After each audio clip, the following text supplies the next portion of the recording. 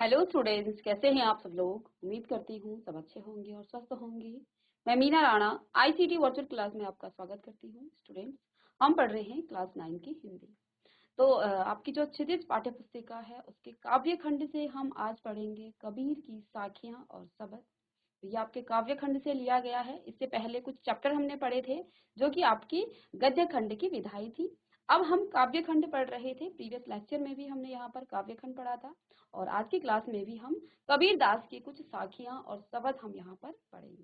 तो देखिए, कबीर दास जी के जन्म के बारे में, उनके जीवन परिचय के बारे में थोड़ा सा हम संक्षिप्त में पढ़ेंगे इसको। तो देखिए, कबीर दास जी के जो जन्म और मृत्यु के बारे में अनेक मत हैं, यानी कि एक निश्चित जो है तिथि इसके बारे में नहीं बताया गया है। अलग अलग मतभेद इसमें है और अनेक मत इसमें है। कहा जाता है कि उनका जन्म सन 1398 में काशी में हुआ था। उन्होंने विधिवत जो है शिक्षा नहीं प्राप्त की थी, यानी कि इन्होंने कोई बहुत ज्यादा शिक्षा इन्होंने नहीं ली थी, परंतु सत्संग पर्यटन द्वारा ज्ञान प्राप्त इन्होंने किया था। वे राम और रहीम की एकता में विश्वास रखने वाले संत हैं। इनको निर्गुण, जैसे सगुण और निगुण, निर्गुण भक्ति के ये कवि कहलाते हैं। निर्गुण का मतलब वो किसी एक ईश्वर पर विश्वास नहीं करते थे, वो मानवता को ज्यादा इंपॉर्टेंस ही देते थे। वे कहते हैं कि राम और रहीम सब दोनों ही एक है, इसमें कोई भेद नहीं है। ठीक है, तो क्या कहा गया है कि ये जो है राम और रहीम की एकता में विश्वास रखने वाले संत थे। उनकी मुख्य जो रचनाएं हैं कबीर ग्रंथावली है, जिसमें तथा गुरु ग्रंथ साहिब में संकलित हैं। उनकी मृत्यु जो है सन 1518 में मगहर में हुआ था। अब यहाँ पर जो आपके पास कुछ साखियां हैं और उन साखियों और शब्द के जो कुछ यहाँ पर शब्द और अर्थ हैं, उनकी हम पहले अर्थ देख लेंगे और आप लोग इसको नोट डाउन कर लेंगे। इसके बाद हम इनकी साखियों को पढ़ेंगे और उसके अर्थ को यहाँ पर जानेंगे। तो यहाँ पर एक शब्द आया है सुभर। सुभर का मतलब है अच्छी तरह भरा हुआ। सभी बच्चे इसको नोट डाउन कर लेंगे। कैली का मतलब क्रीड़ा से है।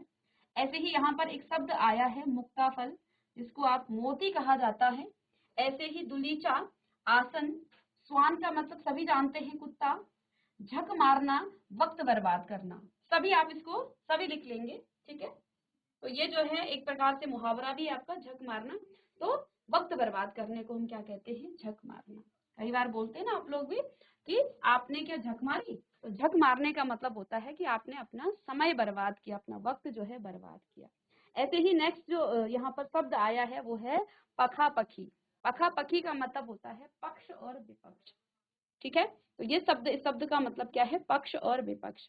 विपक्ष का मतलब क्या होता है, मैं कोई बात रख रही हूँ और आप जो है मेरी बात का विद्रोह जब करते हैं तो वो विपक्ष हो जाता है। हम जो है विपक्ष कोई भी हो सकता है। आपकी क्लास में दो बच्चे हैं और वो जो है अपनी बात को, एक बच्चा अपनी बात रख रहा है और दूसरा बच्चा उसी बात के विपरीत उसकी बात का विरोध कर रहा है, तो वो उसका विपक्ष होता है। ठीक है, तो इसको कहा जाता है पखापखी, इसको पक्ष और विपक्ष कहते हैं। नेक्स्ट जो है कारणे। कारणे का मतलब कारण से है।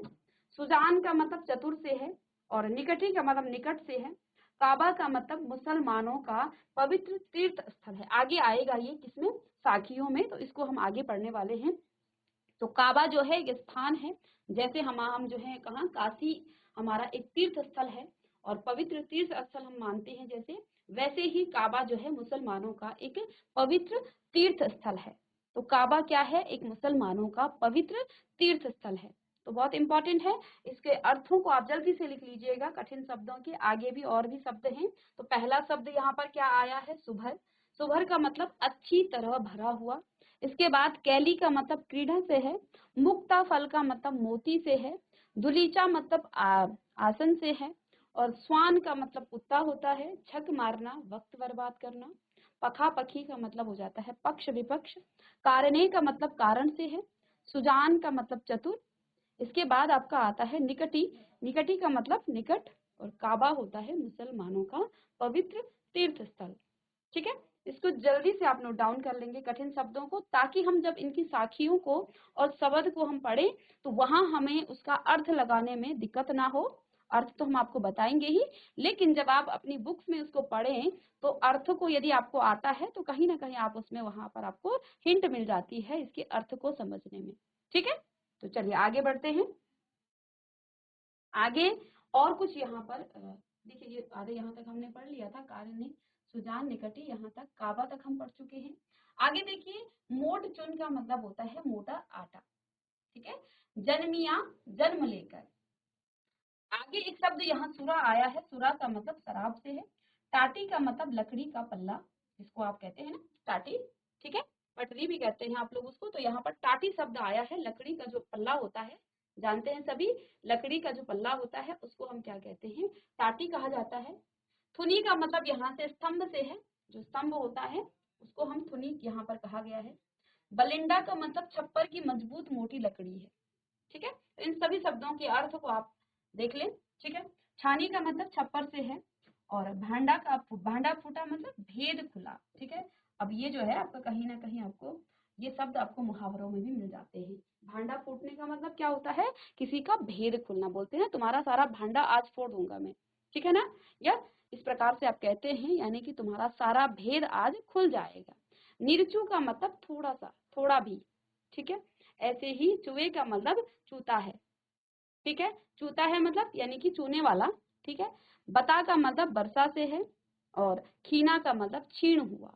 तो इन सभी शब्दों के अर्थ लिख लें, ये शब्द अर्थ हैं। इसमें आपका सुभर का मतलब अच्छी तरह से भरा हुआ, कैली का मतलब क्रीड़ा, मुक्ता फल का मतलब मोती, और दुलीचा का मतलब आसन से है।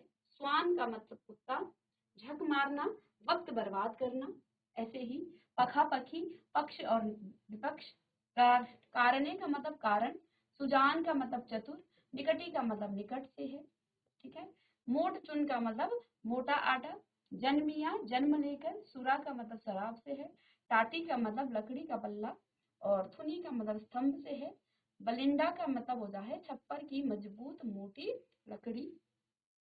छानी मतलब छप्पर, भांडा फूटा भेद खुला, निरचू का मतलब थोड़ा भी, और चूहे का मतलब चूता है, बता का मतलब वर्षा, और खीना का मतलब होता है क्षीण हुआ। जल्दी से इनके अर्थ लिख लें।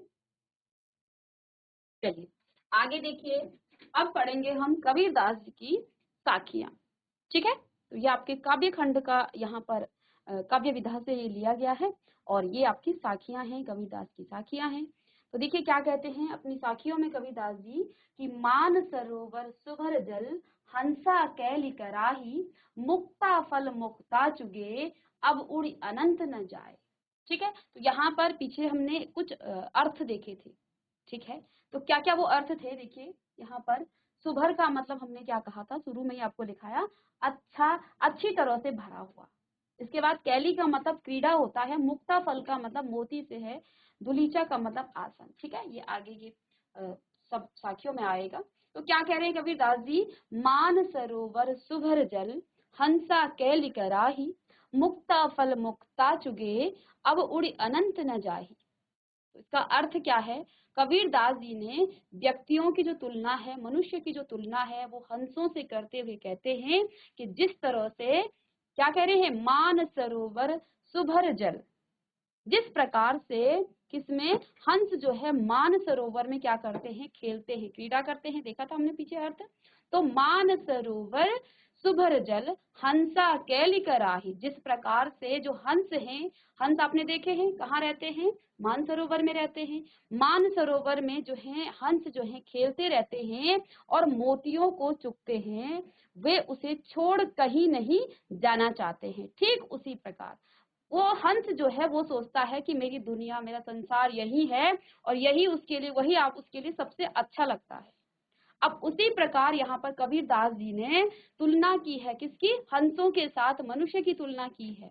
उसी प्रकार, ठीक उसी प्रकार मनुष्य जीवन के साथ भी जो है, हम भी जो है माया जाल में बंध जाते हैं, और इसे ही हम सच्चाई समझने लग जाते हैं। अर्थात कहने का मतलब ये है कि हम जो है मोक्ष का रास्ता छोड़ करके हम जो है इस माया जाल में, सब माया बंधनों में हम बंध जाते हैं। जिस प्रकार से हंस जो है मान सरोवर को ही अपनी दुनिया समझ लेता है, और उसके लिए वो मान सरोवर ही पूरा संसार है, और ना वो आगे कुछ जानना चाहता है और ना ही कहीं वो जाना चाहता है। ऐसे ही मनुष्य का जीवन भी है, वो माया जाल में ऐसे फंस गया है और इसी को वो अपना सारा संसार समझ लेता है। जैसे कि हम अपने भाई बंधुओं से और जो भौतिक चीजें भी हैं उनसे हम जो है इतने आकर्षित रहते हैं कि पूरा जीवन हम उस पर ही व्यतीत कर देते हैं। हम मोक्ष का रास्ता नहीं ढूंढते हैं, हम प्रभु के प्रति, भगवान के प्रति या ईश्वर एक जो है, कबीरदास जी ने क्या कहा, वो निर्गुण भक्ति के कवि थे। उन्होंने किसी एक ईश्वर की पूजा नहीं की है, वो मानवता को और मोक्ष प्राप्ति को, वो एक राम जो हिंदू मुसलमान नहीं करते थे, वो उनके लिए सब एक था। ठीक है, तो यहाँ पर इस साखी में कबीरदास जी ने मनुष्य की तुलना हंस से की है। जो हंस क्या सोच रहा है कि वो मानसरोवर ही उसके लिए पूरा संसार है और उसको वो छोड़कर नहीं जाना चाहता है। इसी प्रकार मनुष्य भी है, वो इस माया जाल में ऐसा बंध गया है, वो अपने परिवार का, अपने जो आपके सोसाइटी है, जो आपके समाज है, उसके अंदर ऐसा बंध जाता है कि वो जो है फिर कहीं और जाना ही नहीं चाहता है। सब कुछ, पूरा जीवन उनके लिए वो न्यौछावर कर देता है। जिस प्रकार से हंस जो है मानसरोवर में खेलता रहता है और कहीं और नहीं जाना चाहता है, ऐसे ही कबीरदास जी ने यहाँ मनुष्य की जो तुलना है वो हंस से की है। तो सभी बच्चे इसको लिख लीजिएगा, इन पंक्तियों के अर्थ को आप लिख लीजिएगा। जल्दी से नोटबुक आप निकाल लेंगे। चलिए नोटबुक निकालिए और इसका अर्थ लिख लीजिए। ओके, आगे नेक्स्ट दो पंक्तियों का अर्थ आप समझ लेंगे, इसके बाद दोनों को आप लिखेंगे। आगे कहते हैं कबीरदास जी कि प्रेमी ढूंढते मैं फिरूं, प्रेमी मिले न कोई, प्रेमी को प्रेमी मिले, सब विष अमृत होई। तो यहाँ पर क्या कह रहे हैं कबीरदास जी, पहले आप इन पंक्तियों को सुन लें, फिर दोनों का आप अर्थ लिख लेंगे एक साथ। ठीक है, तो क्या कहते हैं, प्रेमी ढूंढते मैं फिरूं, प्रेमी मिले न कोई। तो यहाँ क्या कह रहे हैं, यहाँ प्रेमी को कबीरदास जी ने ईश्वर का रूप दिया है कि जो प्रेमी है वो कौन है, ईश्वर है। ठीक है, तो क्या कह रहे कबीरदास जी कि मैं जो हूँ ईश्वर को ढूंढने में जो है बहुत मुश्किल है। ठीक है, ईश्वर को पाना इतना आसान नहीं है। कबीरदास जी क्या कह रहे हैं कि प्रेमी यानी ईश्वर को ढूंढना बहुत ही मुश्किल है, वे उसे ढूंढते फिरे रहे हैं परंतु वह उन्हें मिल नहीं रहा है। अब दूसरी लाइन में क्या कह रहे हैं कि प्रेमी को प्रेमी मिले, सब विष अमृत होए। और जब जो है प्रेमी को, क्योंकि हम जो है ईश्वर से प्रेम करते हैं, और जब हमें हमारा प्रेमी मिल गया अर्थात हमारे ईश्वर हमें मिल गए, तो उस समय क्या हुआ, सारा विष जो है अमृत हो गया है। तो यहाँ पर कबीरदास जी ने विष से मतलब किससे कहा है, विष का मतलब किससे, हमारे जो कष्ट हैं, जो हमारी पीड़ा है, उस सभी को, यानी कि जब हमें ईश्वर प्राप्ति हुई उस समय हमारे सारे कष्ट जो हैं, सारी हमारी दुख दुविधाएं जो थी वो सारे हमारे नष्ट हो गए हैं। तो क्या कह रहे हैं, प्रेमी ढूंढत मैं फिरूं, प्रेमी मिले न कोई। हम जो हैं, कबीरदास जी कह रहे हैं कि मैं ईश्वर को ढूंढने, प्रेमी का मतलब यहाँ ईश्वर से उन्होंने किया है कि ईश्वर जो है हमारे प्रेमी हैं, उस ईश्वर को ढूंढने में जो है मुझे क्या हुई, बड़ी मुश्किल हुई। वे उसे ढूंढते फिर रहे हैं परंतु वह उन्हें मिल नहीं रहे हैं। पहली पंक्ति में ये कह रहे हैं कि प्रेमी ढूंढते मैं फिरूं, प्रेमी मिले न कोई, मुझे जो है फिर भी ईश्वर की प्राप्ति नहीं हुई है।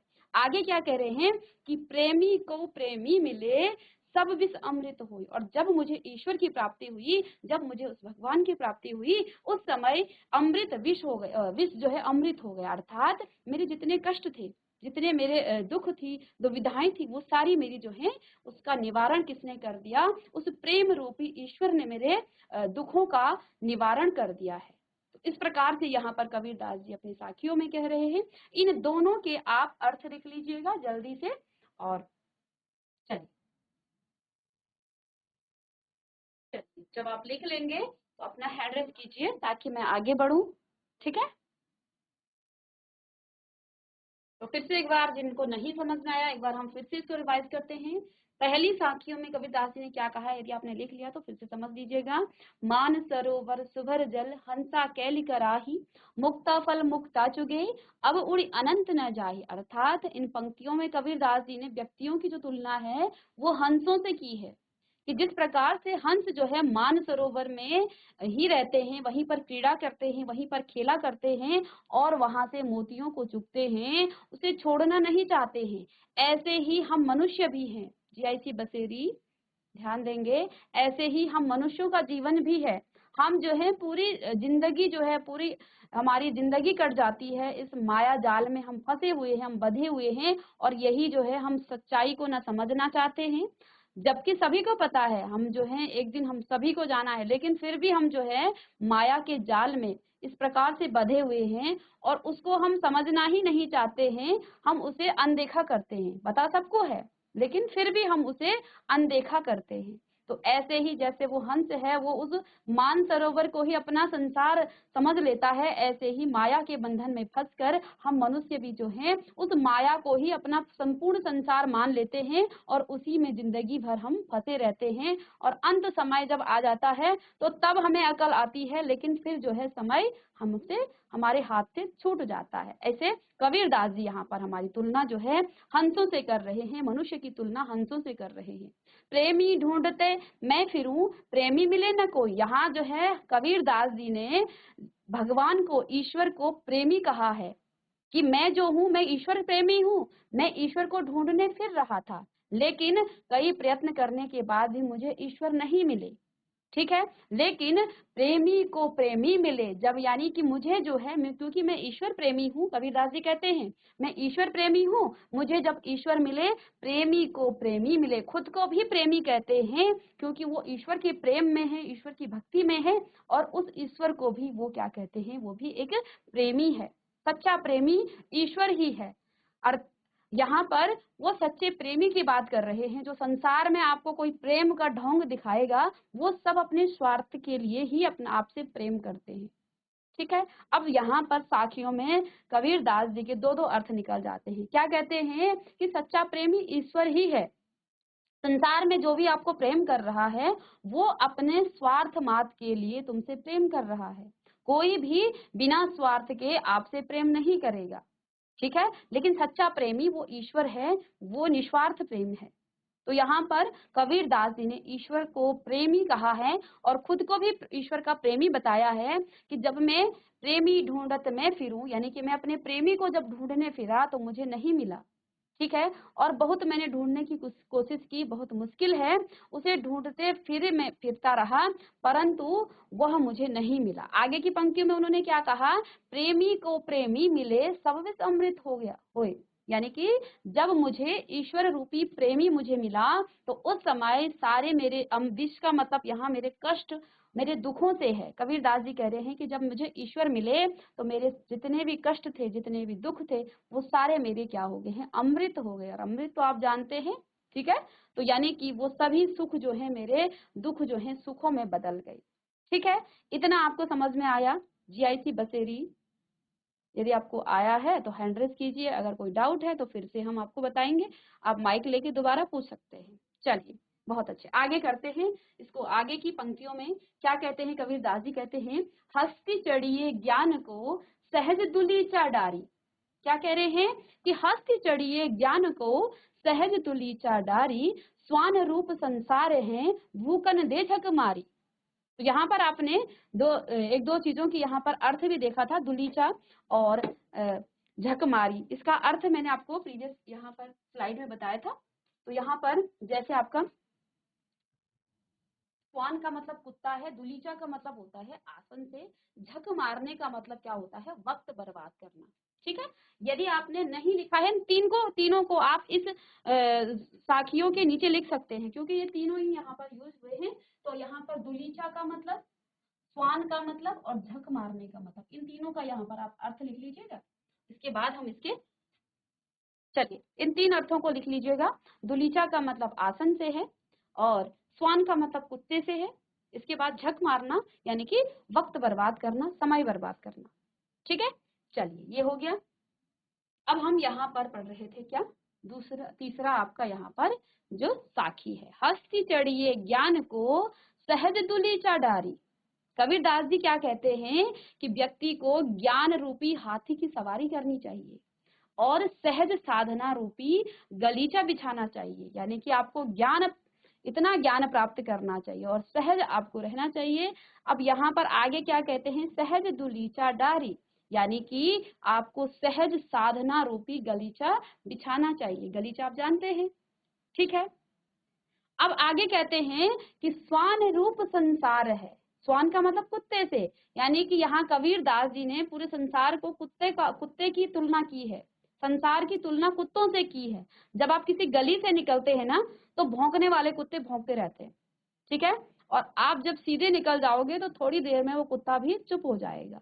तो इसी प्रकार से यहाँ पर कबीरदास जी क्या कहते हैं कि आप जो हैं ज्ञान रूपी हाथी की सवारी कीजिए और सहज साधना रूपी गलीचा आप बिछाइए। संसार की तुलना उन्होंने यहाँ कुत्तों से की है जो आपके ऊपर भौंकते रहेंगे, अर्थात आप कुछ भी काम करेंगे, आपके आस पास पड़ोस जो भी हैं वो सभी कुछ ना कुछ आपको बोलते रहेंगे। आप उनको ध्यान मत दीजिए। आप कुछ कर रहे हैं तो लोग बोलेंगे अरे ये कर रहा है, कई बातें बोलते हैं, ठीक है। तो इसलिए जो है हर हर कोई ऐसा नहीं होता है, हर किसी की तुलना नहीं की जा सकती है, लेकिन कई लोग होते हैं, ठीक है। तो यहाँ कबीरदास जी क्या कह रहे हैं कि संसार जो है कुत्तों की तरह है जो भौंकते रहते हैं। क्या कह रहे हैं? भौंकते रहेंगे, जिसे अनदेखा करते चलते रहना आपको चाहिए। एक दिन वे स्वयं ही झक मारकर चुप हो जाएंगे, यानी कि अर्थात अपना समय बर्बाद करके आप अपना काम कीजिए, आप अपना कार्य करते रहिए। एक दिन जो है वो अपना समय बर्बाद करेंगे, आप पर उसका कोई भी प्रभाव नहीं पड़ने वाला है। यदि आप उन पे उलझ गए तो फिर आप वहीं फंस जाएंगे। इसलिए जो है संसार कोई आपको कुछ कहता है तो आप उनको उनकी तुलना यहाँ पर कबीरदास जी ने कुत्तों से की है कि जो कुत्ते हैं वो भौंकते रहते हैं। तो संसार तो आपको कुछ ना कुछ बोलता रहेगा, आप कुछ भी अच्छा करें बुरा करें सबको आपको बोलता रहेगा, लेकिन आप जो है अपने कार्य पर निरंतर आप उसको करते रहिए और एक दिन वो जो है झक मार कर यानी कि अर्थात अपना समय वो बर्बाद करके वो चुप हो जाएंगे। और जब आप सक्सेस होके सीढ़ियों पर चढ़ जाएंगे, जब आप सक्सेस हो जाएंगे और वही कुत्ते आपको जो है आपकी तारीफ करेंगे, वही लोग आपकी बारे में अच्छी अच्छी बातें कहेंगे।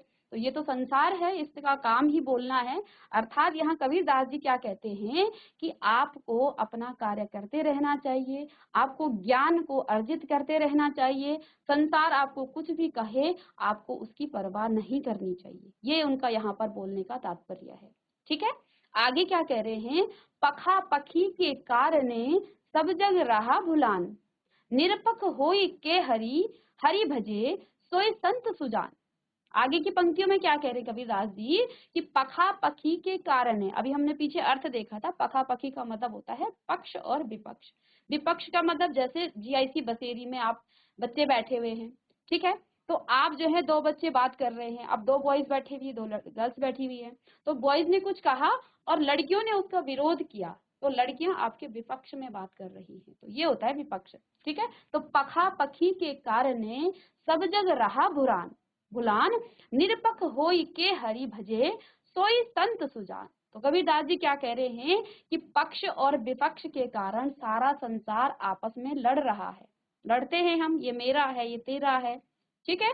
तो पक्ष और विपक्ष के कारण जो है पूरा संसार आपस में लड़ रहा है और भूल भुलैया में पढ़कर प्रभु को भूल गया है। अब देखिए हम लोग कितना भी कमाते हैं, हम अपना वो करते हैं, अपने लिए जो भौतिक चीजों की हम क्या करते हैं, ये मेरा है ये तेरा है, हर चीज के लिए मेरा तेरा करते हैं, ठीक है। और अंत में जो है हम प्रभु का नाम स्मरण करने से हम चूक जाते हैं, हम भूल जाते हैं प्रभु को। तो क्या करें कबीरदास जी? इस भूल भलैया में पढ़कर जो है प्रभु को भूल गया है। जो व्यक्ति इन सब झंझटों में पड़े बिना निष्पक्ष होकर प्रभु भजन में लगा है वही सही अर्थों में मनुष्य है। तो क्या कह रहे हैं? मेरा तेरा करने के बजाय, इन सब चक्करों में पड़ने के बजाय हमें जो है प्रभु का भजन करना चाहिए, हमें प्रभु का स्मरण करना चाहिए। तो यही बात यहाँ पर कबीरदास जी हमें समझा रहे हैं। आप इन दोनों साखियों के अर्थों को आप लिख लीजिएगा जल्दी से, चलिए नोट डाउन कीजिए इसे। चलिए, हस्त चढ़िए ज्ञान को सहज दुलीचा डारी, स्वान रूप संसार है भूखन दे झक मारी। तो यहाँ क्या कहा है? कबीरदास जी कहते हैं व्यक्ति को ज्ञान रूपी हाथी की सवारी करनी चाहिए और सहज साधना रूपी गलीचा बिछाना चाहिए। संसार की तुलना यहाँ पर कबीरदास जी ने कुत्तों से की है जो आपके ऊपर भौंकते रहेंगे, अर्थात आपको कुछ ना कुछ वो कहते रहेंगे, आपको जो है उनकी बातों पर ध्यान नहीं देना है। ऐसे सोचना है जैसे कुत्ता भौंक रहा है और फिर जो है यदि आप उससे उलझ गए तो फिर वो आपका समय भी बर्बाद होगा, ठीक है ना, जो आपके ऊपर भौंकते रहेंगे और जिसे अनदेखा कर चलते रहना चाहिए, ठीक है। एक दिन वे स्वयं ही झग मारकर चुप हो जाएंगे, अर्थात अपना समय बर्बाद करके चुप हो जाएंगे।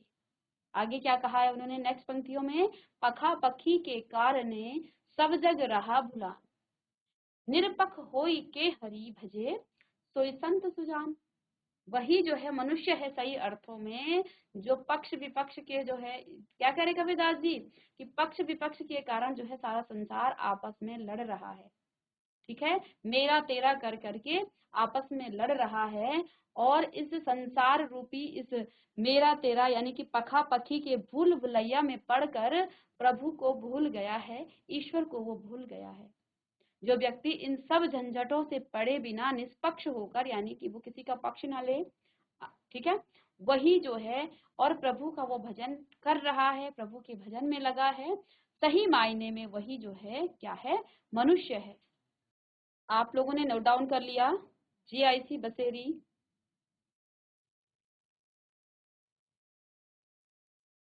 चलिए बहुत अच्छे।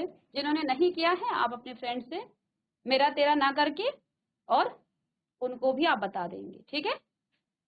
तो चलिए आगे देखिए, आगे क्या कह रहे कबीरदास जी, हिंदू मुआ राम कही मुसलमान खुदाई, कहे कबीर सो जीवता दुहू के निकट न जाए। तो कबीरदास जी क्या कह रहे हैं यहाँ पर, हिंदू मुआ राम कही मुसलमान खुदाई, कहे कबीर सो जीवता दुहू के निकट न जाए। कबीरदास जी ने कहा है कि हिंदू राम राम का भजन और मुसलमान क्या कहते हैं, खुदा खुदा करते करते जो है मर जाते हैं। हिंदू क्या करते हैं, अंतिम समय में भी हिंदू क्या करते हैं, राम राम सत्य है। और पूरे जीवन भर भी यहाँ पर कबीरदास जी कह रहे हैं कि हिंदू जो है राम राम करके और मुसलमान खुदा खुदा कर मर जाते हैं। हिंदू मुआ राम राम कही मुसलमान खुदाई, कहे कबीर सो जीवता दुहू के निकट न जाए। कबीरदास जी क्या कह रहे हैं कि उन्हें कुछ भी हासिल नहीं होता है राम राम और खुदा खुदा करके। आगे कह रहे हैं असल में वह व्यक्ति ही जीवित है, कहे कबीर सो जीवता। कबीरदास जी कह रहे हैं कि वही जीता है, दुहू के निकट न जाए, अर्थात कि जो दोनों के निकट न जाए, अर्थात जो क्या कह रहे हैं कि जो व्यक्ति वह व्यक्ति ही जीवित है, जीवित के समान है, जो इन दोनों ही बातों से अपने आप को अलग रखता है, अर्थात वो जो है सबको एक समान जो है मानता है। तो हिंदू मुआ राम कही मुसलमान खुदाई। तो कबीरदास जी कह रहे हैं कि हिंदू जो है राम राम का भजन और मुसलमान जो है क्या करते हैं, खुदा खुदा करते हुए जो है मर जाते हैं। उन्हें कुछ भी हासिल नहीं होता है, असल में वही व्यक्ति ही जीवित है के समान है जो इन दोनों ही बातों से अपने को अलग रखता है, ठीक है। तो हिंदू मुआ राम कही मुसलमान खुदाई, कहे कबीर सो जीविता। कबीरदास जी कह रहे वही जीवता है, वही जीता है जो इन दोनों से क्या रहता है, बिल्कुल अलग रहता है, अर्थात इन दोनों के निकट नहीं जाता है, ठीक है। तो इसकी अर्थ को आप लिखेंगे। इसके बाद नेक्स्ट जो साखी है उसमें क्या कह रहे कबीरदास जी, काबा फीवी काशी भया राम ही भया रहीम, मोट चुन मैदा भया बैठी कबीरा जी। तो काबा फिरे काशी भया। तो क्या कह रहे कबीरदास जी कह रहे हैं कि आप या तो काबा, काबा आपने पीछे अर्थ देखा है, मुसलमानों का एक पवित्र तीर्थ स्थल है। तो क्या कह रहे हैं कबीरदास जी कह रहे हैं कि आप या तो काबा जाएं या काशी जाएं, और काशी जो है हिंदुओं का एक तीर्थ स्थल है। राम भजे या रहीम, दोनों का अर्थ समान ही है। आप चाहे काबा जाएं चाहे आप काशी जाएं, राम को भजे या रहीम को भजे, दोनों का जो अर्थ है वो समान ही है। जिस प्रकार गेहूं को पीसने से क्या होता है, मोट चुन मैदा भया बैठी कबीरा जी।